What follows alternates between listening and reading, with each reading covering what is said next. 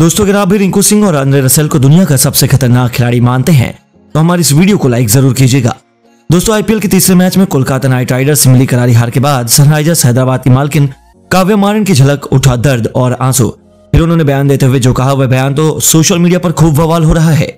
आखिर हार के बाद काव्या मारन ने ऐसा क्या कुछ रोते हुए कह दिया जिसे सुनकर आप भी दंग रह जाएंगे। कैसे कोलकाता नाइट राइडर ने चटाई हैदराबाद को शर्माखार, कैसे सफल के तूफान में उड़ा हैदराबाद, क्या कुछ काव्या माधवन ने हार के बाद रोते हुए कहा है तो आपको बताएंगे इस वीडियो में। लेकिन उससे पहले आपको क्या लगता है रिंकू सिंह और रसेल में कौन है सबसे खतरनाक बल्लेबाज, नीचे कमेंट करके जरूर बताइए। दोस्तों, आईपीएल का तीसरा मुकाबला दो सबसे खतरनाक टीमों के बीच कोलकाता मैदान पर खेला गया। इस मुकाबले में शाहरुख खान की टीम कोलकाता नाइट राइडर और काव्या मारन की टीम हैदराबाद आमने सामने थी। इस मुकाबले में हैदराबाद में टॉस जीतकर पहले कोलकाता के बल्लेबाजों को ओपनिंग करने के लिए आमंत्रित किया। कोलकाता नाइट राइडर की शुरुआत बेहद खराब रही। 51 रन के स्कोर पर 4 बल्लेबाज पवेलियन लौट गए और उसके बाद रमनदीप सिंह ने टीम की पारी को संभाला, लेकिन 35 रन बनाकर वह भी पवेलियन लौट गए। और फिर उसके बाद मैदान पर बल्लेबाजी करने रिंकू सिंह और आंद्रे रसेल आए। इन दोनों बल्लेबाजों ने मिलकर अपनी टीम की पारी को संभालते हुए एक के बाद एक कई चौके छक्के लगाकर मैच का पूरा रुख पलट दिया।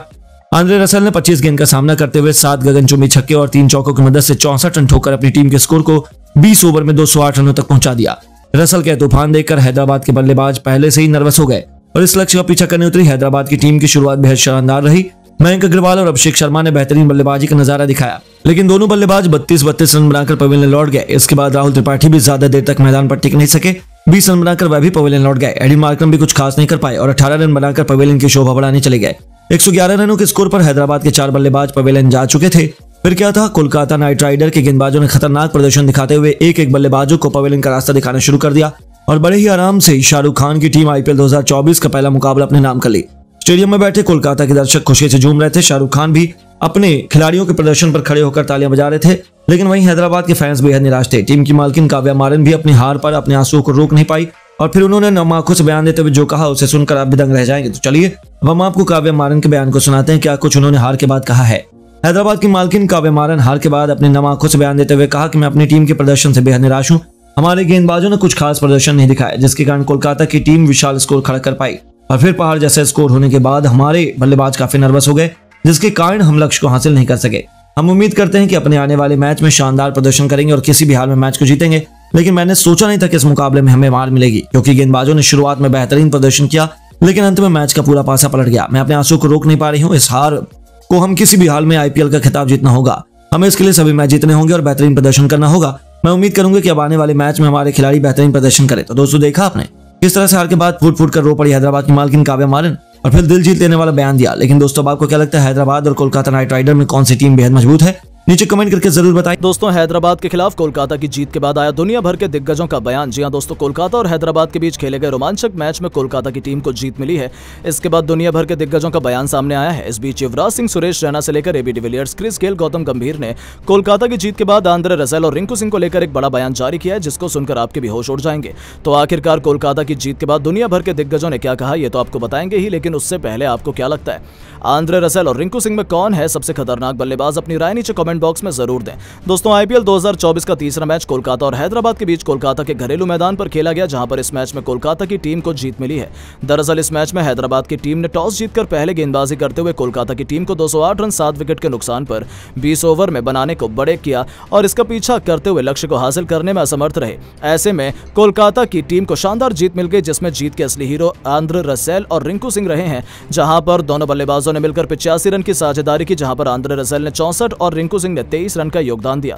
ऐसे में आंद्रे रसेल और रिंकू सिंह के बेहतर प्रदर्शन को देख दुनिया भर के दिग्गजों का बयान सामने आया है, जिसमें एबी डिविलियर्स ने बयान देते हुए कहा है कि कोलकाता की टीम को इस मैच में रसेल और रिंकू सिंह ने दम पर जीत दिलाई है। दोनों ने जिस प्रकार से बेहतरीन बल्लेबाजी करते हुए अंतिम समय पर तूफानी बल्लेबाजी की, उसी के चलते कोलकाता की टीम ने 200 रन का आंकड़ा पार किया और कोलकाता की टीम इस मैच को जीत गई। इसके अलावा उन्होंने आगे बयान देते हुए कहा है कि जिस प्रकार से लगातार 4 विकेट गिर गए थे, उसके बाद रसेल और रिंकू सिंह ने अंतिम समय पर बिल्कुल भी एहसास नहीं होने दिया कि इस टीम के शुरू में 4 विकेट गिर चुके थे और ताबड़तोड़ बल्लेबाजी करते हुए विरोधी टीम के गेंदबाजों को परेशान करते हुए पूरा मोमेंटम अपने पक्ष में हासिल किया, जिसके चलते इस मैच में उन्हें जीत मिली है। तो वहीं युवराज सिंह ने बयान देते हुए कहा है कि कोलकाता की टीम के पास काफी ज्यादा बेहतरीन बल्लेबाज और गेंदबाज मौजूद हैं।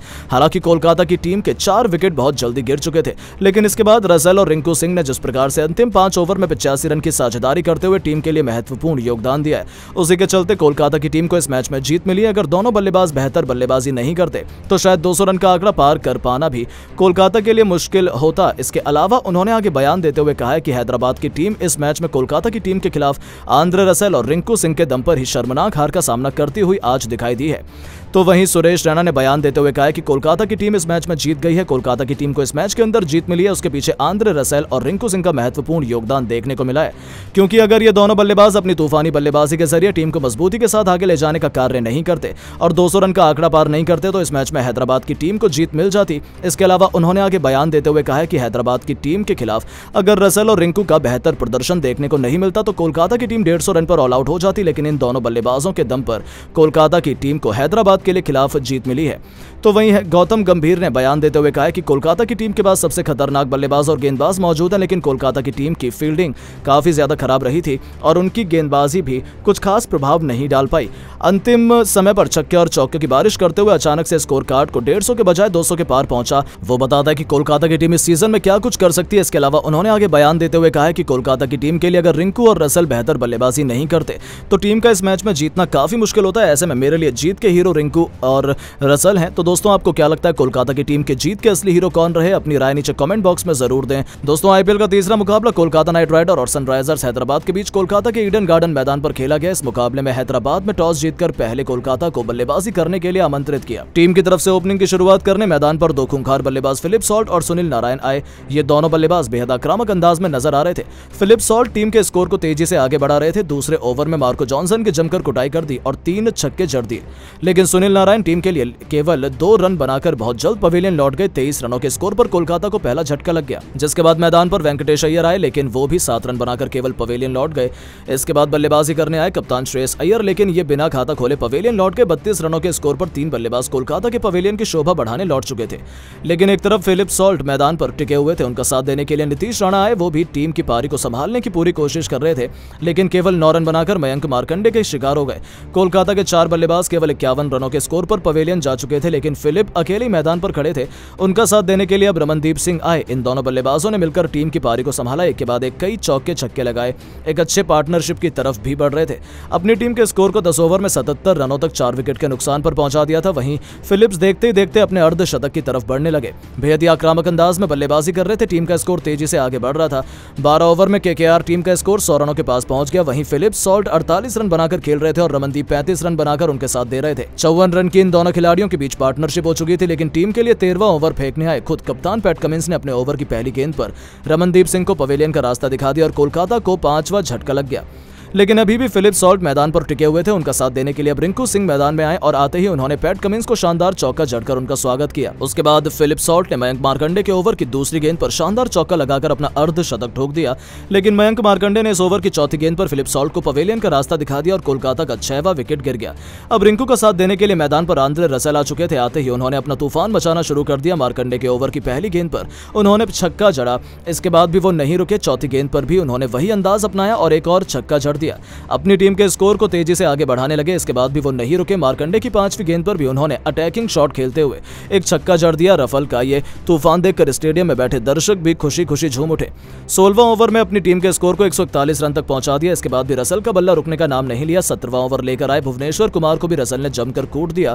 पहले तो उन्होंने छक्के के साथ उनका स्वागत किया और फिर तीसरी गेंद पर बेहतरीन चौका जड़ दिया। रसेल की बल्लेबाजी देखकर रिंकू सिंह भी अपने बल्ले का मुंह खोलना शुरू कर दिए।